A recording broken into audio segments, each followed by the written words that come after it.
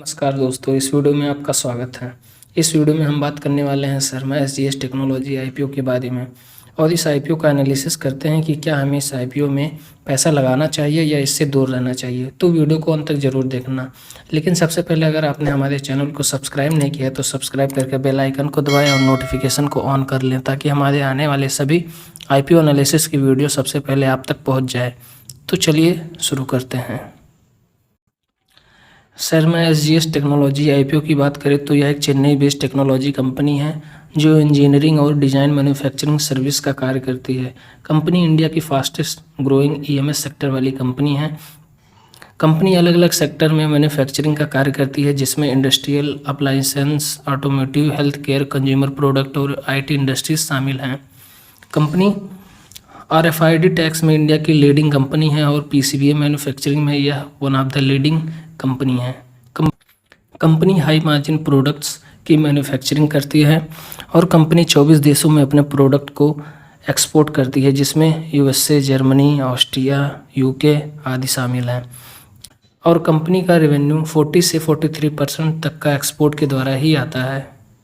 Company के product portfolio की बात की जाए तो यह printed circuit board assembly, PCBA, radio frequency identification, RFID product, electromagnetic and electromechanical part, appliances and health care industries, memory product जिसमें motherboard, DRAM module, solid state USB drive आदि की मैन्युफैक्चरिंग करती है। कंपनी के मैन्युफैक्चरिंग फैसिलिटी की बात की जाए तो कंपनी करंटली 11 लोकेशन पर मैन्युफैक्चरिंग का कार्य करती है जिसमें उत्तर भारत में हिमाचल प्रदेश, हरियाणा और उत्तर प्रदेश, साउथ इंडिया में तमिलनाडु और कर्नाटक शामिल हैं। कंपनी की आरएलडी फैकल्टी गुरुग्राम, चेन्नई और जर्मनी में भी स्थित है। कंपनी की अगर टॉप क्लाइंट की बात की जाए तो इसमें TVS motor, AU Smith India, eureka Forbes, HUL जैसे बड़े नाम शामिल हैं। कंपनी इस आईपीओ के द्वारा जुटाए गए पैसों का इस्तेमाल आरएनडी फैकल्टी एक्सपांसन और मैन्युफैक्चरिंग प्लांट और एक्सपेंडिचर के लिए करेगी। Long term working capital requirement और जनरल कॉर्पोरेट पर्पज के लिए भी यूज़ करेगी। कंपनी की अगर स्ट्रेंथ की बात की जाए तो यह वित्त वर्ष 2021 के अनुसार one of the leading electronic manufacturing service प्रदान करने वाली कंपनी है। कंपनी का ट्रैक रिकॉर्ड, फाइनेंशियल परफॉर्मेंस बहुत ही बेहतर है। कंपनी के पास डाइवर्सिफाइड प्रोडक्ट है। कंपनी विभिन्न देशों में ग्राहकों के साथ संबंध स्थापित किए हुए है। कंपनी वर्टिकल इंटीग्रेशन पर फोकस के साथ ग्लोबल सप्लाई नेटवर्क द्वारा समर्थित अत्याधुनिक मैन्युफैक्चरिंग क्षमताएं स्थापित किए हुए हैं। कंपनी के पास बेहतरीन प्रमोटर्स हैं जिनका परफॉर्मेंस रिकॉर्ड बहुत ही अच्छा है। अब बात करते हैं आईपीओ डिटेल्स की। तो यह एक बुक बिल्डिंग इशू है जो 12 अगस्त से लेकर 18 अगस्त तक ओपन रहेगा। कंपनी ने इसका प्राइस बैंड 209 रुपये से 220 रुपये प्रति शेयर तय किया है जिसका फेस वैल्यू 10 रुपये है।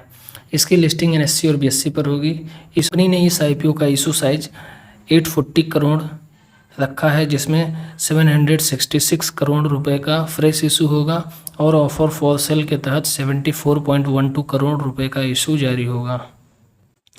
कंपनी की अगर लॉट साइज की बात करें तो मिनिमम एक लॉट के लिए 68 शेयर रखा गया है जिसमें 14,960 रुपये आपको इन्वेस्ट करने होंगे और मैक्सिमम 13 लॉट के लिए आप अप्लाई कर सकते हैं जिसमें 884 शेयर के लिए आपको 1,94,480 रुपये इन्वेस्ट करने होंगे। कंपनी ने इस आईपीओ में रिजर्व कोटा फिक्स रखा है जिसमें क्यूआईबी कैटेगरी के लिए 50%, एचएनआई कैटेगरी के लिए 15% और रिटेल इन्वेस्टर के लिए 35% का कोटा रिजर्व रखा है।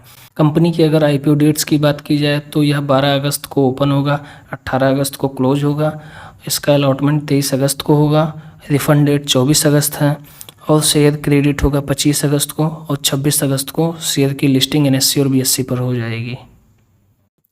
कंपनी की अगर फाइनेंशियल की बात की जाए तो 2019 में 357 करोड़ का रेवेन्यू इसने किया था जिसमें 20 करोड़ का प्रॉफिट जनरेट हुआ था और 2020 में 404 करोड़ का रेवेन्यू जनरेट किया जिसमें 43 करोड़ का रेवेन्यू जनरेट हुआ।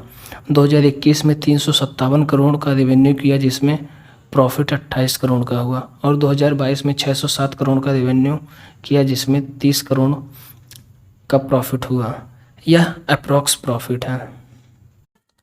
कंपनी की अगर ईपीएस की बात की जाए तो 2019 में 2.96, 2020 में 6.19, 2021 में 3.32, 2022 में 5.25 का EPS जनरेट किया है। कंपनी की अगर लिस्टेड पीएस की बात की जाए तो इसके 2 लिस्टेड कंपनीज़ हैं, जिसमें डिक्सन टेक्नोलॉजी और अंबर इंटरप्राइजेज हैं। डिक्सन टेक्नोलॉजी के PE रेशियो 110 के आसपास ट्रेड हो रहे हैं और अंबर इंटरप्राइजेज के 75.54 के आसपास ट्रेड हो रहे हैं। कंपनी की अगर वैल्यूएशन की बात की जाए तो इस कंपनी का PE रेशियो 41.90 का निकल के आ रहा है, जो दोनों लिस्टेड कंपनीज़ के मुकाबले बहुत कम है। फाइनल रिव्यू की बात करें तो कंपनी का जो PE रेशियो है 41.90 का, वह बहुत अट्रैक्टिव है। एक बार कंपनी प्री IPO भी ला चुकी है जो 290 रुपये पर लेके आई थी, लेकिन अब की बार 220 रुपये पर IPO लेके आ रही है, तो यह एक पॉजिटिव सिग्नल है। कंपनी का ग्रोथ और हाई डिमांड फ्यूचरिस्टिक कंपनी है। इस सेक्टर में जो कंपनीज लिस्टेड हैं वो मल्टी लेवल रिटर्न दे चुकी हैं। कंपनी का ग्रे मार्केट प्रीमियम 10 से 15% के आसपास अभी चल रहा है। अगर आप इस IPO में अप्लाई करना चाहते हैं तो हम यही कहेंगे कि आप IPO सब्सक्रिप्शन के लास्ट दिन का डेटा देखें, उसके अनुसार आप अप्लाई करने के बारे में सोचें। हालांकि इस IPO में आप अप्लाई कर सकते हैं, मिनिमम 10 से 15% का लिस्टिंग गेन मिल सकता है और यह लॉन्ग टर्म के लिए भी आप अपने पोर्टफोलियो में रख सकते हैं। लेकिन हम यही सलाह देंगे कि अगर आप इसमें इन्वेस्ट करना चाहते हैं तो आप अपने फाइनेंशियल एडवाइज़र से संपर्क कर सकते हैं। चलिए दोस्तों, अगर आपको यह वीडियो पसंद आया हो तो इसे लाइक करें, शेयर करें, और अगर इस वीडियो से कोई क्वेश्चन है तो आप हमें कमेंट भी कर सकते हैं। और ऐसे ही इंटरेस्टिंग IPO एनालिसिस की वीडियो देखने के लिए आप हमें सब्सक्राइब भी करें। तो चलिए फिर मिलते हैं किसी नए वीडियो में, तब तक के लिए हैप्पी इन्वेस्टिंग, हैप्पी ट्रेडिंग।